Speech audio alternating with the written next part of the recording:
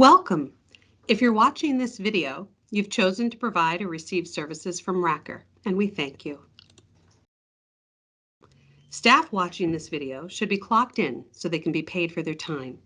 To do this, use the app eVero and go to the Home Service Delivery screen. From there, click on the three-lined hamburger in the upper left corner. Select Punch In, Punch Out from the side screen as shown in Step 2. Then click on Punch In at the bottom of your screen. Lastly, select Indirect Training or Indirect Meeting and the individual you work with most often. Enter Medicaid Fraud in the comments section and then click Done in the upper right corner. You are now clocked in for indirect time. This video was created for families and staff to help them learn about the proper way to deliver Medicaid-funded services, as well as the risks involved when one does not deliver or receive the services correctly.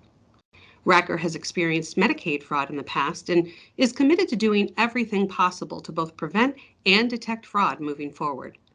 This includes additional education, transparency in our practices, and accountability of our staff and those we support. First, let's talk about the services you're receiving or delivering. The majority of our services are delivered one-to-one and face-to-face, unless pre-approved for a group setting or for telehealth.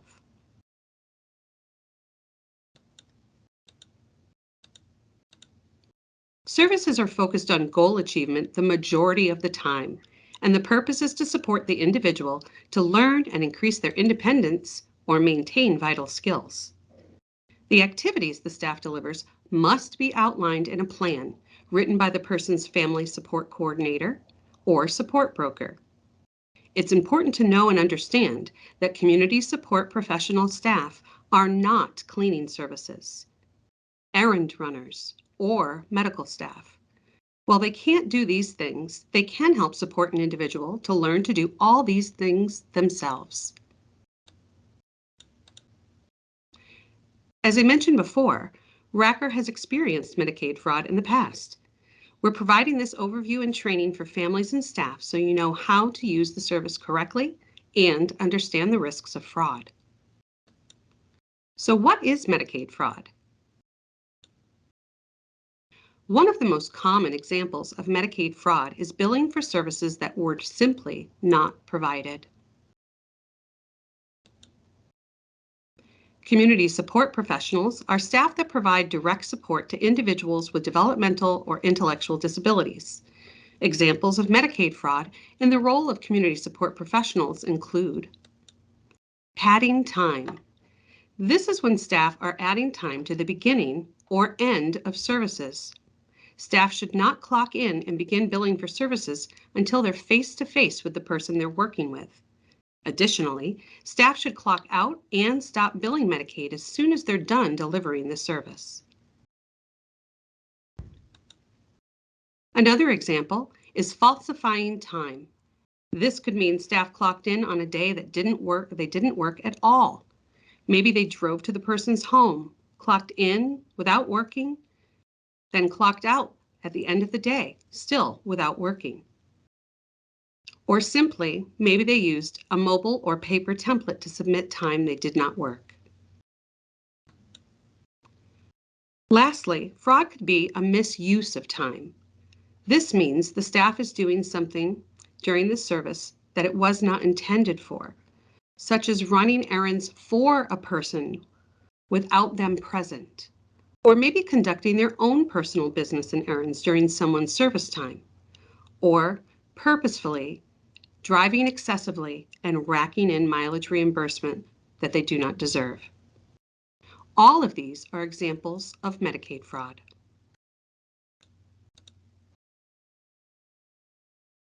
Medicaid requires electronic visitation verification, or EVV compliance. This requires all professionals that are delivering Medicaid billable services in the community to document their services clearly and in real time on the day they were provided. If staff make an error on a note or forget to clock in or out, they can fix mistakes by completing a mobile or paper template. However, these should be used sparingly and only when necessary. Paper timesheets are not a typical way to submit Medicaid billing information.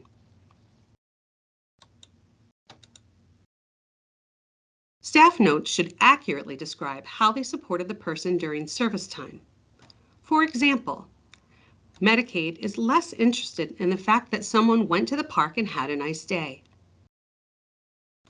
They would like to understand how the staff supported the person once they got to the park.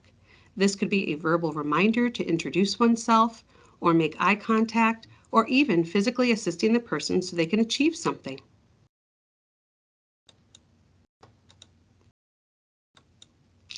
It's important for you to know that staff are required to have the individual receiving services or their designee verify documentation accuracy and provide a signature at the end of each session.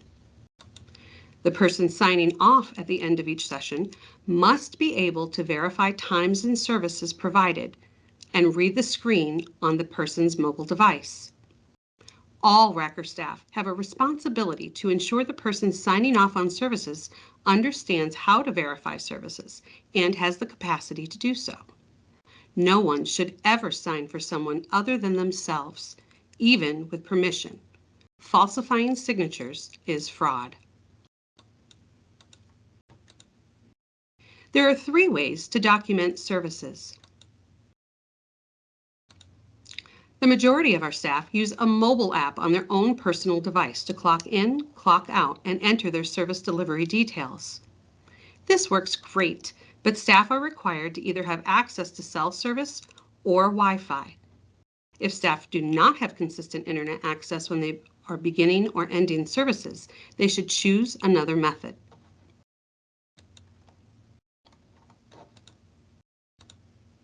Another option is using a fob, or a fixed object. This is a small device that is secured at the person's pickup and drop-off location. Staff will read and record an 8-digit passcode into the mobile app and then enter their notes. This method does not require internet access because the code they enter already contains required and encrypted EVV information. However, if pickup or drop-off are not consistently in the same location, this method is less useful. The third option is telephony. Those using this method will be given a script and will use the landline or cell phone of the person that is receiving services to call in at the start and stop of services. So as you can see, we have many options to help support staff with being EVV compliant. All 3 of these methods can be used in conjunction with each other to help protect individuals from receiving services, their families, and our staff from being accused of Medicaid fraud. It is very important for you to know that the individual does not have to benefit financially for something to rise to the level of fraud.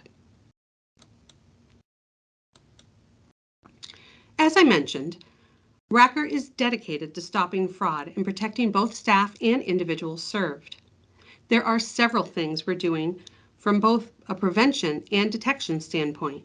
These things include increasing fraud prevention education upon hire and annually, being transparent with staff about our practices and the risks, as well as with families, working with the Bureau to implement new prevention strategies, calling families regularly to verify exact service dates and times, making random calls to staff and individuals during services, increase in observations of our staff working in the field, comply with electronic visitation verification practices, which verifies GPS and other data. And lastly, an increase in audits by RACR's Quality Standards Department. The last thing we want is for one of our staff or families to be involved in fraud.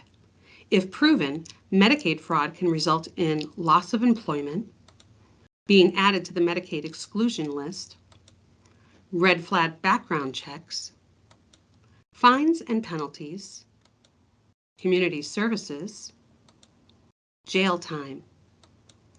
And let's not forget the impact on the person supported and their services. There are many ways staff and families can work together to protect themselves from fraud. These include always ensuring staff report in real time, submit accurate times and services, use templates sparingly, and if you make an error, make sure you submit them on the same day they were completed and the service was provided. Provide one-to-one, face-to-face services. Have the staff and family keep a shared calendar of times worked. Collaborative documentation.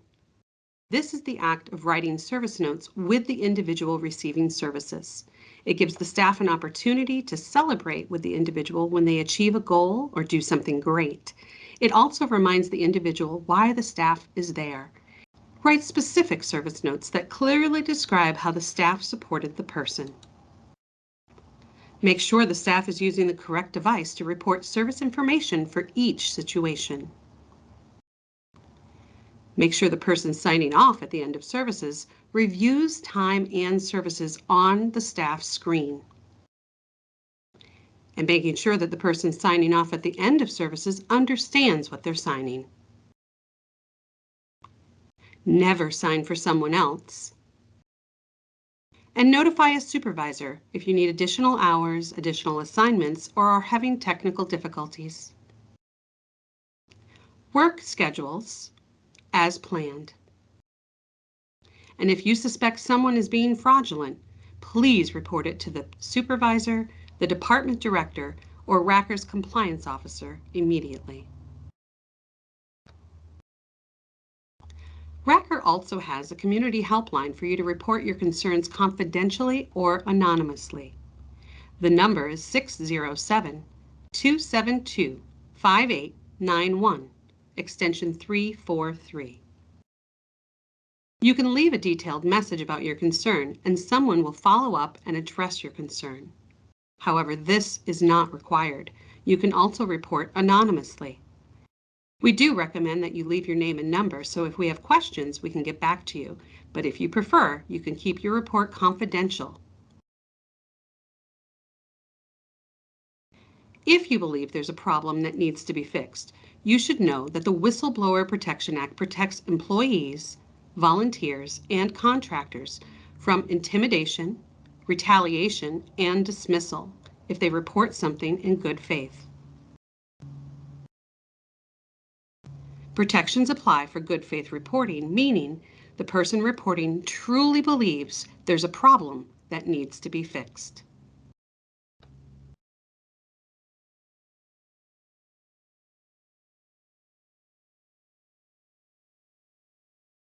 Examples of things you should report include unethical behavior, illegal activities,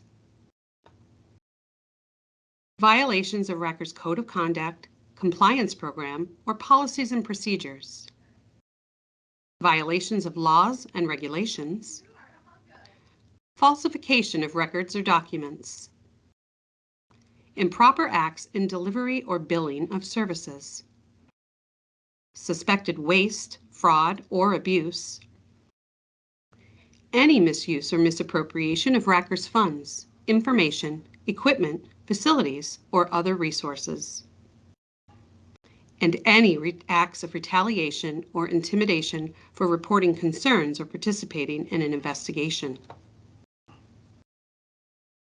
In summary, Medicaid fraud is a real risk that we simply want you to know about. And we know honest mistakes and innocent errors happen. We have systems in place to ensure compliance and prevention, as well as procedures once errors are found. Remember, one does not need to benefit personally from a falsified document to commit fraud. It's important that errors are reported promptly once identified, so please, if you see something, say something. And remember, the best way to protect yourself from Medicaid fraud is to just not do it. Please follow the rules of Medicaid billing. This will help us protect you.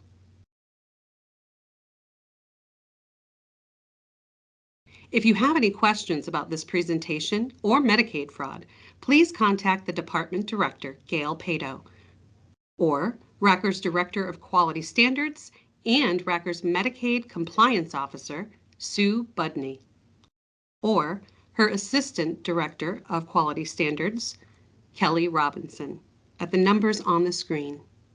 Thank you, and have a great day.